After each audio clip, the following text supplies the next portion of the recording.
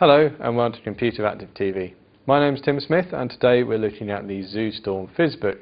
Now yes, this is another mini notebook, but it's one with a specific purpose in mind, that for use in schools. It's powered by an Intel Atom processor which should offer good battery life, running at 1.6 GHz with half a gigabyte of RAM. Now the hard disk isn't the conventional sort, it's a solid state disk, just 4 GB in size, and this should also contribute to good battery life. Now, as those specifications might suggest, Vista is really not an option with this notebook, so instead there's the trustworthy Windows XP Home. Even so though, there's only about 1.7 GB of space left on the hard disk after Windows has been installed, which, although that's quite an achievement, is going to be a little bit limiting. Thankfully though, there's an SD card slot on the side, and this can be used to expand the amount of memory possible.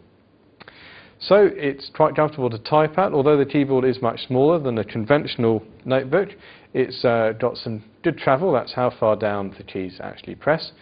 And as you can see, the sides are quite steeply sloped, and this demarcation between the keys actually helps it to be easy to type at, even though it's that bit smaller.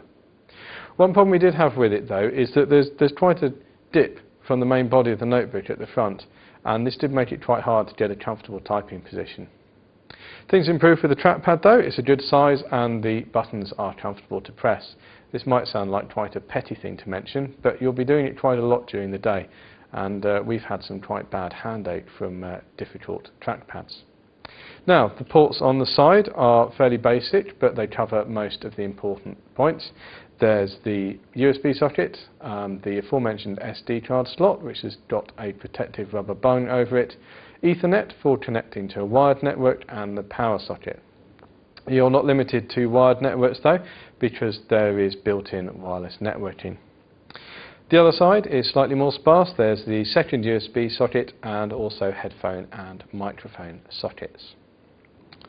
Now, the Fizzbook costs £270 plus delivery charges, and we think this is quite a good notebook for use in schools. It's small, should have good battery life, and with the low specifications means that children won't be watching DVDs during class.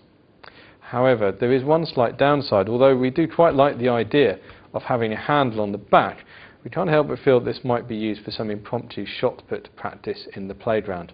Although, let's be honest, that's going to happen to any device that's taken into school. Overall though, we like the Fizzbook. We gave it 4 out of 5, and you can find more information at pcnetsday.co.uk. This has been Tim Smith for Computer Active TV.